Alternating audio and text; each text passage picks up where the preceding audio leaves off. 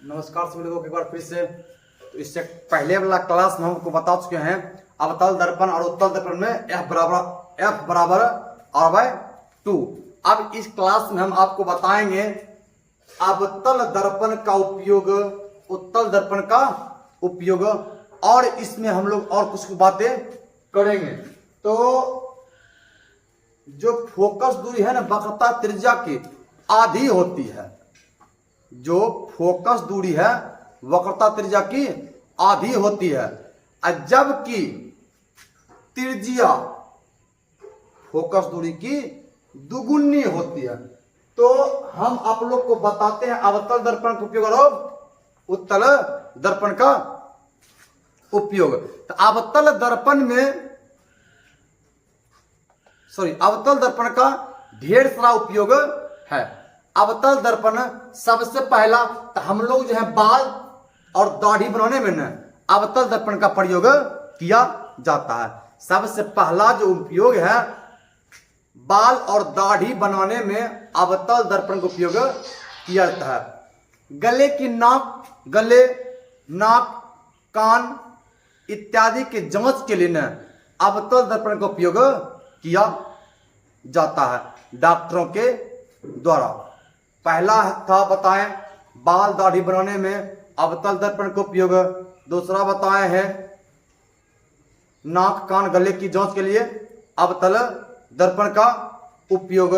तीसरा सौर भट्ठी में जो है ना, सौर भट्ठी में अवतल दर्पण का उपयोग किया जाता है। जो कहने सौर भट्ठी में ही अवतल दर्पण का उपयोग किया जाता है। और जो गाड़ी का जो हेडलाइट वगैरह होता है ना, हेडलाइट वगैरह जो सर्च लाइट होता है, इसमें भी क्या होता है अवतल दर्पण का उपयोग किया जाता है। यदि आप लोग कभी का सवाल करें कि अवतल दर्पण का उपयोग जो है बाल दाढ़ी बनाने में क्यों किया जाता है, या अवतल दर्पण को हजामती दर्पण के रूप में उपयोग क्यों करते हैं, इसका कारण है कि अवतल दर्पण किसी भी वस्तु का जो प्रतिबिंब है यह बड़ा बनाता है। क्या बनाता है? बड़ा बनाता है।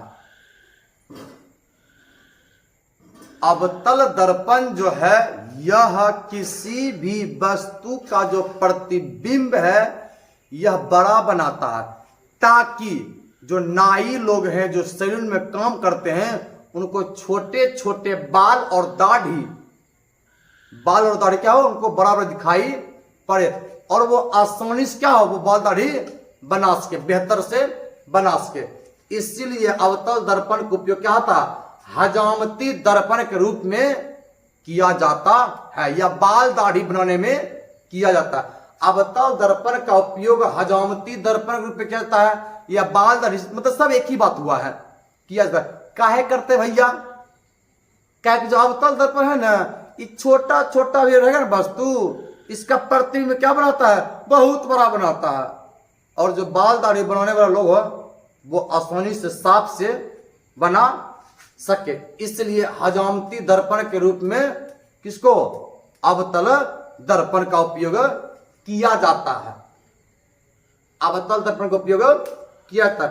अब एक जो आप कह रहे हैं उत्तल दर्पण, कॉन्वेक्स मिरर, कॉन्वेक्स मिरर का जो है उपयोग, कॉन्वेक्स मिरर का जो उपयोग है गाड़ी के साइड मिरर में करते हैं। तो ऐना गाड़ी में ऐना वाला, उसी में क्या होता है उत्तल दर्पण का उपयोग किया जाता है।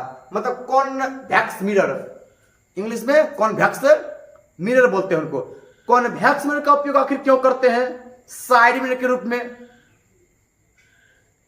आखिर हम लोग उत्तल दर्पण का भी उपयोग तो, हम लोग अवतल दर्पण का भी उपयोग तो कर सकते थे, आखिर उत्तले का काहे करते हैं साइड मिरर के रूप में?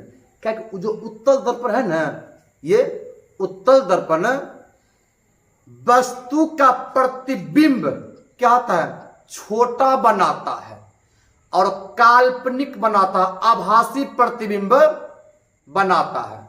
कौन प्रतिबिंब?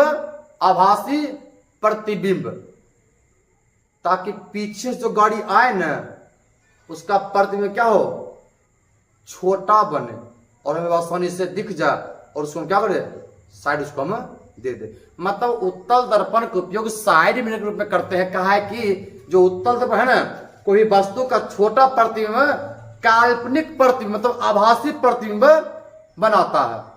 और काल्पनिक प्रतिबिंब कैसा होता है? काल्पनिक प्रतिबिंब वस्तु की अपेक्षा क्या होता है? सीधा होता है। क्या होता है? सीधा होता है। काल्पनिक प्रतिबिंब क्या होता है? वस्तु की अपेक्षा सीधा होता है। इसलिए लेकिन पार्श्व रूप से तो उत्तल दर्पण का उपयोग कहां करते हैं? साइड मिरर के रूप में, साइड मिरर के रूप में। और ये क्या होता है? वस्तु को जब प्रतिबिंब क्या होता है? ये छोटा बनाता, क्या होता है? छोटा बनाता, क्या होता है? छोटा बनाता है उत्तल दर्पण का उपयोग।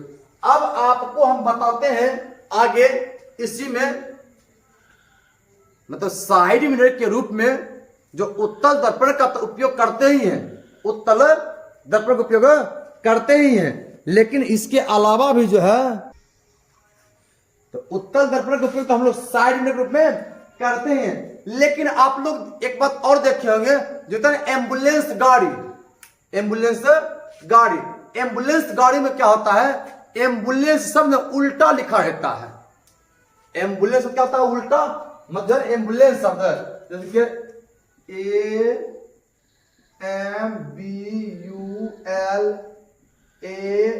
AMBULANCE, ये ने इस प्रकार से नहीं है, इसका विपरीत मतलब ए आएगा यहां, ए, अब एम आएगा यहां, ए एम, अब बी कहां आएगा? बी आएगा यहां, यहां आएगा यू, यहां आएगा एल, यहां आएगा ए, यहां आएगा एन, यहां क्या आएगा? सी, यहां क्या आएगा? ई। मतलब उल्टा आएगा, आएगा उल्टा आएगा। आखिर जो है यह एम्बुलेंस शब्द उल्टा काहे लिखल रहता है? ताकि जो है ना, ताकि जो है ना साइड मिरर में कौन दर्पण? उत्तल दर्पण। और उत्तल दर्पण जो है कोई वस्तु का प्रतिबिंब क्या बनाता है? काल्पनिक। क्या बनाता है? काल्पनिक बनाता है। अब काल्पनिक बनाएगा वो सीधा बनाएगा। क्या बनाएगा? सीधा बनाएगा। तो अब इसको बनाएंगे सीधा। क्या बनाएंगे? सीधा। तो एम्बुलेंस शब्द जो साइड में रहता है, इसे साइड में रहता है ना, साइड मिरर में क्या दिखेगा? वो दिखेगा सीधा। और हम लोग ने दर्पण में सही से पढ़ सके, ओहो मेरे पीछे क्या गाड़ी है? एम्बुलेंस गाड़ी लगा हुआ, इसको भैया क्या कर दो? साइड दे दो, ताकि जो है वो अपने सही समय पर वो अपने मरीज को लेकर अस्पताल पहुंच जाए। या यदि कोई मरीज को लाने जा रहे हैं तो सही से उनको लेकर पुनः जब फिर वो अस्पताल पहुंच जाए। इसीलिए एम्बुलेंस गाड़ी पे एम्बुलेंस शब्द क्या लिखा है? उल्टा लिखा रहता। कैसा? उल्टा लिखा रहता। अब आपको हम बताते हैं चिन्ह परिपाटी। चिन्ह परिपाटी, चिन्ह परिपाटी में कहता है कि देखिए चिन्ह परिपाटी आपका कुछ इस प्रकार से था, ठीक है? आपका ये है ध्रुव, ध्रुव को हम लोग करते हैं पी से, ध्रुव को पी से, ध्रुव से दाई दिशा, इस दिशा को धनात्मक, ध्रुव से मापेंगे दाई दिशा में धनात्मक, ध्रुव से मतलब बाई दिशा में ऋणात्मक, ध्रुव से बाई दिशा में ऋणात्मक, ध्रुव से ऊपर मापेंगे तो भी धनात्मक, ध्रुव से ऊपर तो भी धनात्मक, ध्रुव से नीचे तो ऋणात्मक, ध्रुव से नीचे तो ऋणात्मक, ध्रुव से नीचे तो क्या होता है? ऋणात्मक। आपका यही क्या है? चिन्ह परिपाटी।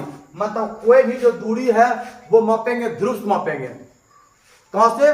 ध्रुव से। ध्रुव से मापेंगे दाईं ओर, ध्रुव से दाईं ओर तो प्लस, ध्रुव से बाईं ओर तो माइनस। क्या होता है? माइनस।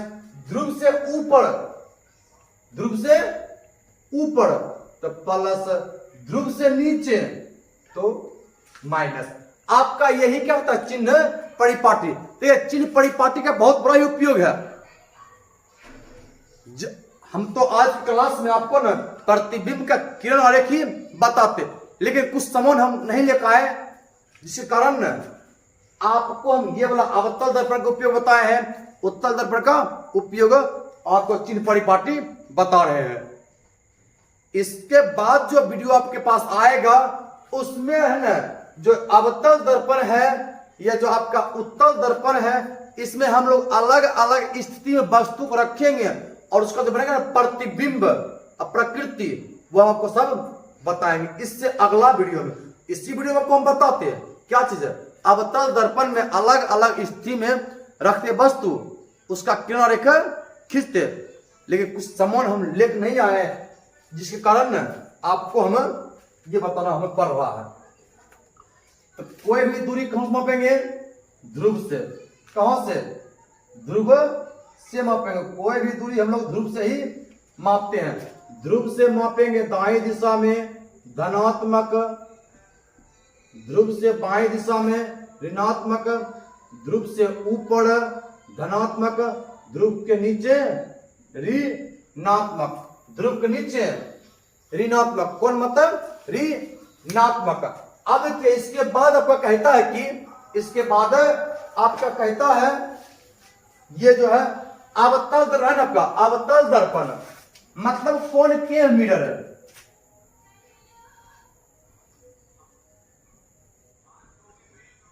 अवतल दर्पण कौन, इसको मिटाते हैं।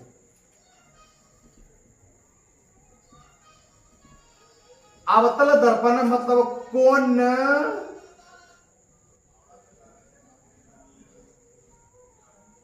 के मिरर है। अवतल दर्पण में ना फोकस दूरी अब वक्रता त्रिज्या ये होती है ऋणात्मक। क्या होती है ये,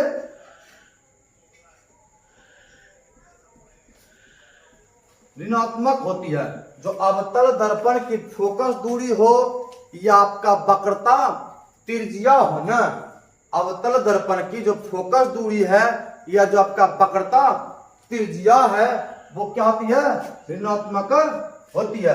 ये सब काम जो है ना हम लोग जब बनाएंगे नोमरिकल तो उस समय दिया है कि एक अवतल दर्पण में या अवतल दर्पण में ठीक है फोकस दूरी 20 सेंटीमीटर मतलब कुछ मान दिया रहेगा ठीक है। तो उसमें हमको ध्यान रखना, ओहो अवतल दर्पण की जो है फोकस दूरी अब वक्रता त्रिज्या कहती है ऋणात्मक होती है।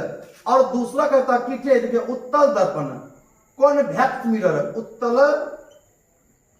दर्पण कॉन्वेक्स मिरर, कॉन्वेक्स मिरर उत्तल दर्पण मतलब कॉन्वेक्स मिरर जो है इसकी फोकस दूरी अब वक्रता त्रिज्या होती है धनात्मक। क्या होती है, धनात्मक होती है। उत्तल दर्पण की जो है फोकस दूरी और वक्रता त्रिज्या क्या होती है, धनात्मक होती है।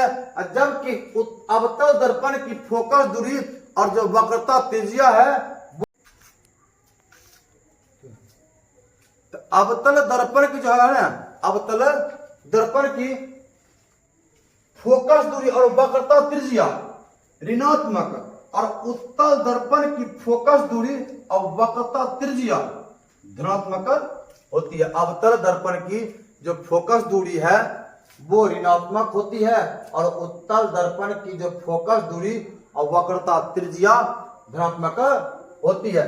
जब हम आप लोग को बताएंगे दर्पण सूत्र, दर्पण सूत्र किसे कहते हैं, देखिए वस्तु दूरी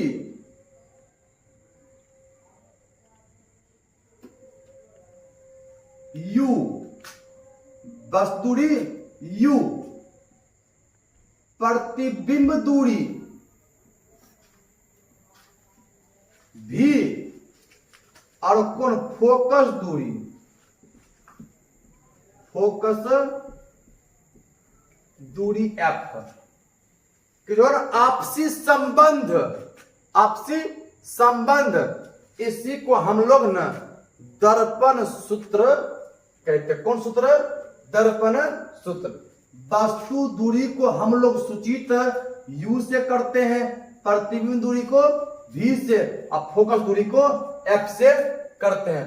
फोकस दूरी को F से करते हैं।